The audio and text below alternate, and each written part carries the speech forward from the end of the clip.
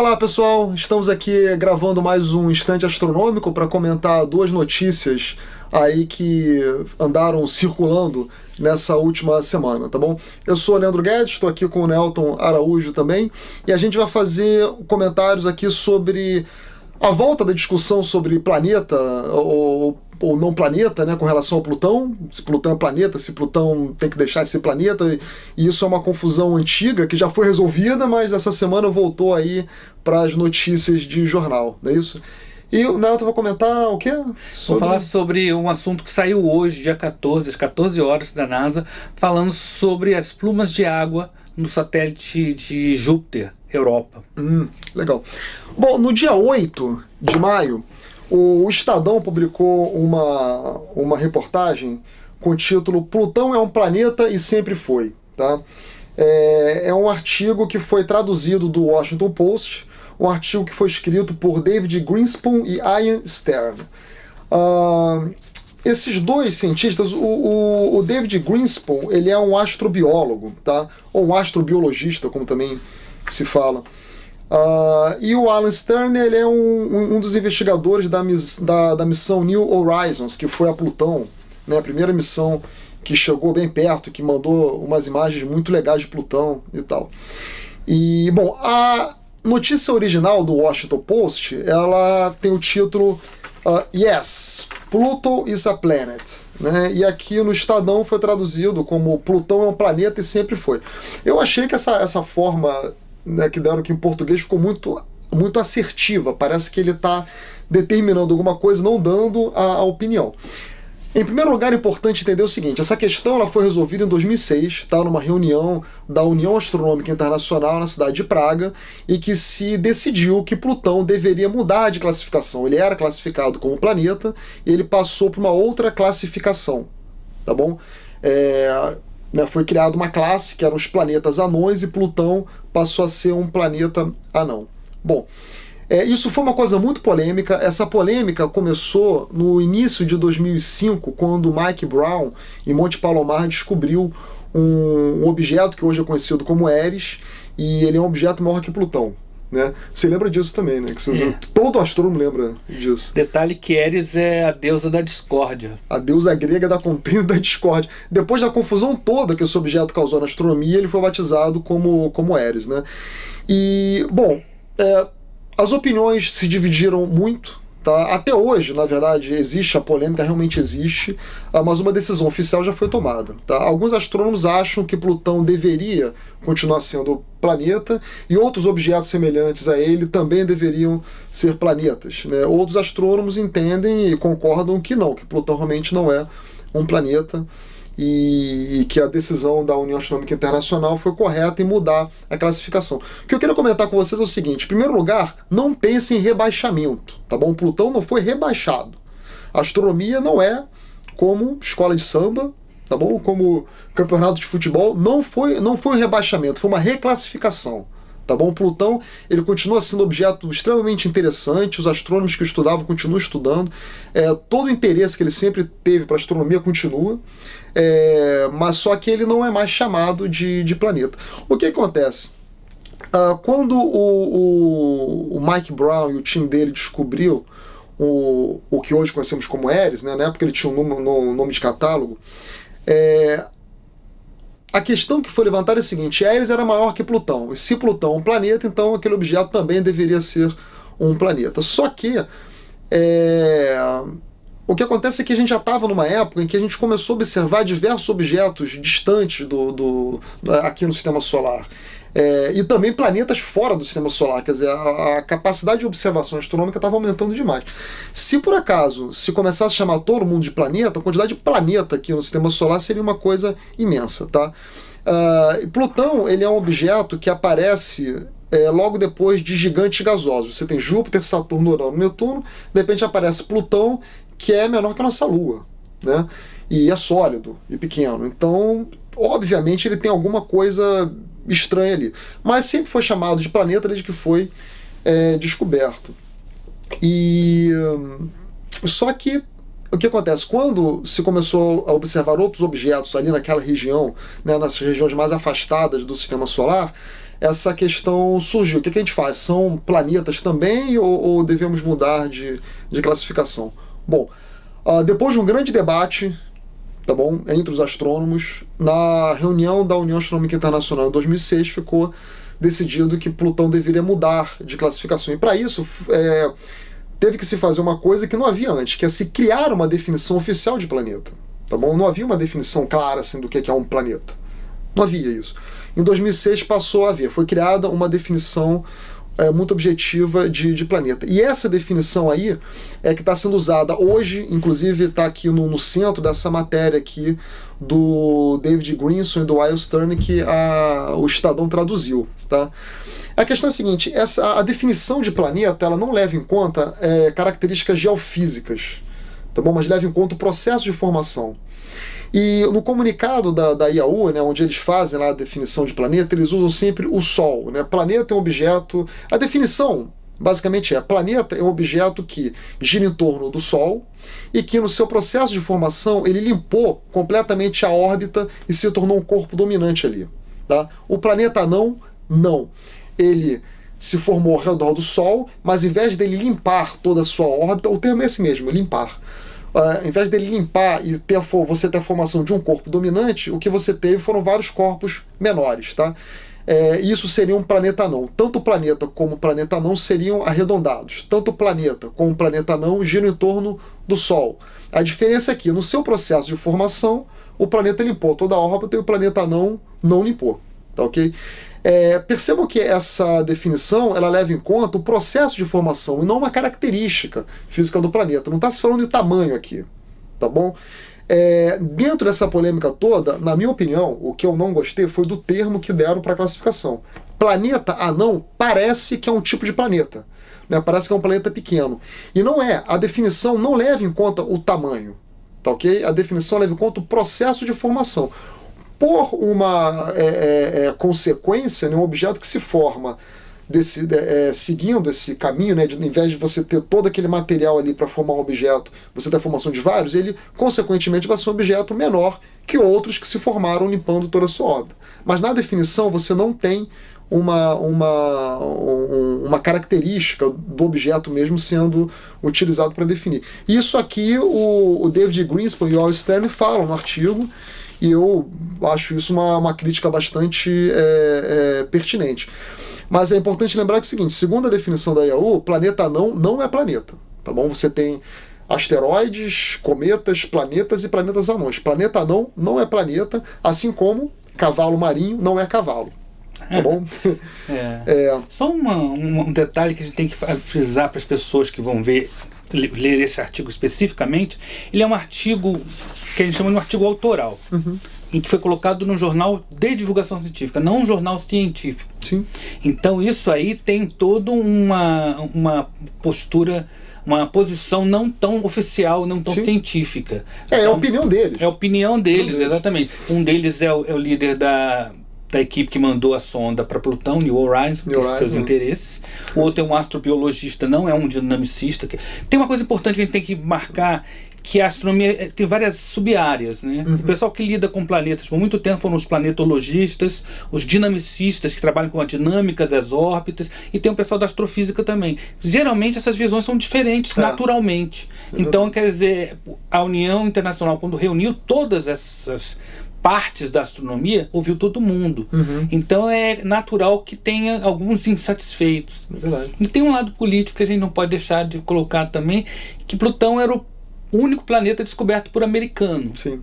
E os americanos foram os que mais resistiram à mudança de classificação, não por fatores científicos, mas por fatores políticos, vamos dizer assim. Isso aí é uma área, né, de estudo da filosofia da ciência chamada sociologia, na verdade sociologia da ciência, né? Exatamente. Tá ligado aí um pouco à filosofia. E isso que você falou é muito importante, assim, pra gente lembrar o seguinte: ciência, ela parece que é uma coisa muito exata, né, muito bem determinada, mas não é não. Existem opiniões que podem ser dadas, visões diferentes e tal. A IAU escutou também filósofos e historiadores da ciência naquela comissão. Foi uma comissão muito, muito bem feita, bem ampla e tal. Aí, assim, estamos falando de opinião. Na minha opinião, planeta não foi uma boa escolha. Tá? Porque eu acho que dá a impressão que é um tipo de planeta, que é uma subclassificação de planeta, enfim. Eu não achei isso legal, não. Tem uma coisa interessante que em inglês tem o nome Minor Planets, que é usado para asteroides. Então, quer dizer, é uma questão linguística. Quando eles botam Dwarf Planets ou Minor Planets, para eles não é...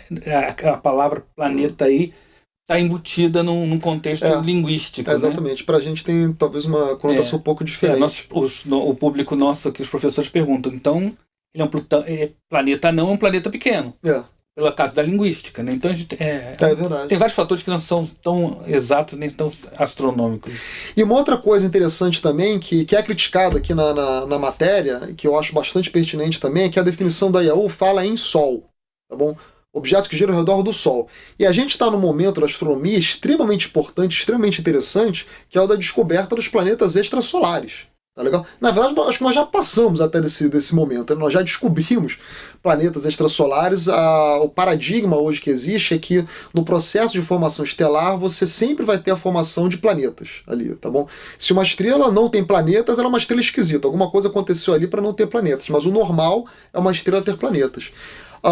Então, assim, vejam, eu estou usando planeta para falar dos planetas extrasolares, né? Mas na definição da IAU, eles falam com muita clareza em Sol, objeto que gira ao redor do Sol.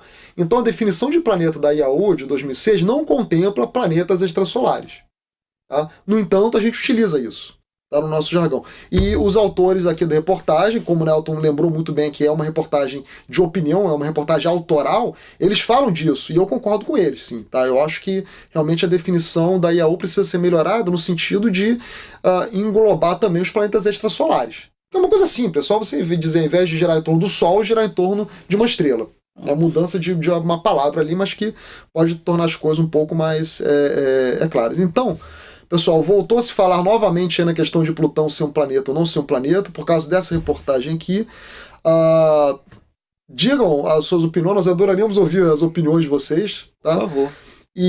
Mas entendam que já existe uma posição oficial da União Astronômica Internacional. Essa posição ela é utilizada, ela é seguida, tá? Os autores aqui eles falam, inclusive, que os astrônomos não falam, não chamam Plutão de planeta não e tal. Eu não tenho essa percepção. Em todos os artigos que eu vejo aí dos planetologistas, né, usa-se sim planeta não. Então, é uma opinião que está sendo seguida, apesar das opiniões. Aí, tá ok? Então é isso, digam pra gente se vocês acham que Plutão deve continuar sendo planeta, se deve voltar a ser planeta, ou se deve continuar sendo planeta não, seria legal. Nosso segundo tópico aí. O próximo tópico é menos polêmico. Na verdade, hoje, especificamente o dia 14, às 14 horas, a NASA fez uma transmissão ao vivo para chamar a atenção sobre esse assunto. Sobre uma lua de Júpiter, a lua chamada Europa, né, que nós sabemos já há muito tempo, desde as primeiras sondas, que ela é totalmente coberta de gelo, e as primeiras sondas que passaram próximo a ele identificaram uma distorção do campo magnético de tal maneira que sugere que abaixo desse gelo tem um oceano. Essa água presente abaixo desse gelo se mantém no estado líquido por causa de atividade térmica vulcânica, né, no interior do satélite. Isso já se sabia. Inclusive já tinha sido fotografado o que a gente chama de plumas. Essas plumas aí são jatos de vapor de água que saem do corpo. Já se viu isso no satélite de Saturno Encélados, e já se tinha observado essas plumas no satélite Europa com o telescópio espacial Hubble, que fotografou essas emissões e identificou que era vapor d'água. O que aconteceu agora, o que teve de diferente, é que os dados da sonda Galileu, que era posterior, né, às primeiras fotos do Hubble, no momento que ela passou mais próximo dessa lua, ela atravessou uma pluma.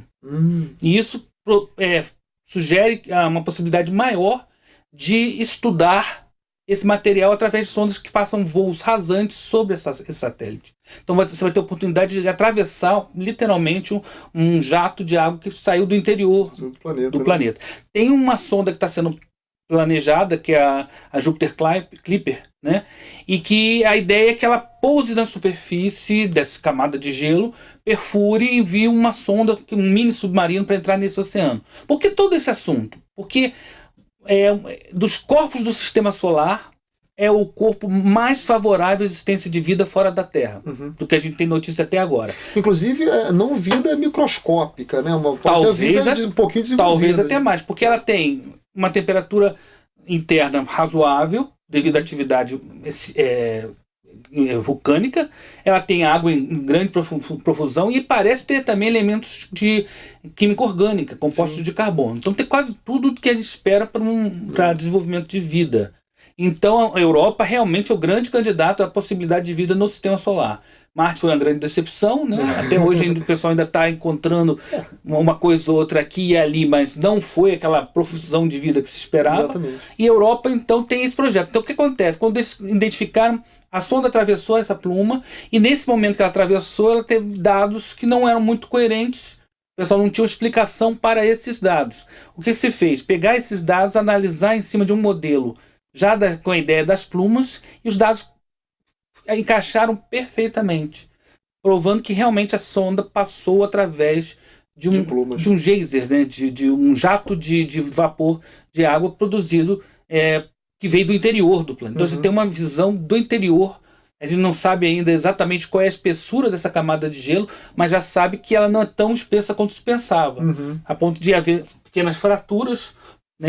A Europa parece um ovo todo quebrado, todo lascado, assim, todo cheio de rachaduras, e através dessas fissuras o material pode estar saindo, o que permite a gente estudar essa água sem ter que mandar essa sonda, que está planejada para os próximos, 5, 10 anos. Interessante. Né? Essas rachaduras aí lembram a gente que existe uma dinâmica no planeta, né? Você tem uma... Exatamente. É o que a gente aqui na Terra chamaria de placas tectônicas. Lá seria uma atividade tectônica. Em vez de ter placas, você tem um gelo, e a gente consegue identificar nesses riscos, nessas pequenas fissuras, que a atividade transborda material lá de dentro. Você tem um gelo que foi de água recongelada. Sim. Vários níveis de água, de gelos de idades diferentes. É bem dinâmico lá. É muito dinâmico. Isso tudo devido à proximidade do planeta Júpiter. A gravidade de Júpiter faz uma maré interna na Lua Europa que mantém essa atividade. Então é um astro dinâmico, com uma quantidade de água que inclusive se deduz que seja mais água do que a Terra tem. Se você pegasse a superfície da Terra, tirasse toda a água, transformasse isso numa gota, se fizesse o mesmo com a Europa, a quantidade de Europa seria maior, quase o dobro da água. Então é a maior reserva de água que a gente tem no sistema solar.